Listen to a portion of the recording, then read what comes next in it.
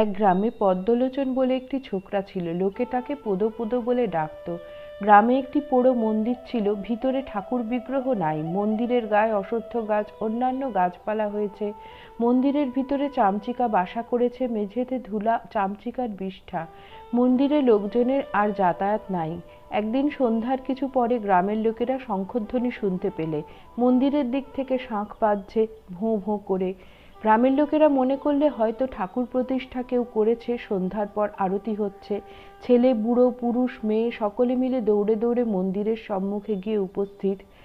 ঠাকুর দর্শন করবে আর আরতি দেখবে। তার মধ্যে একজন মন্দিরের দ্বার আস্তে আস্তে খুলে দেখে পদ্মলোচন একপাশে দাঁড়িয়ে ভোঁ ভোঁ করে শাঁখ বাজাচ্ছে।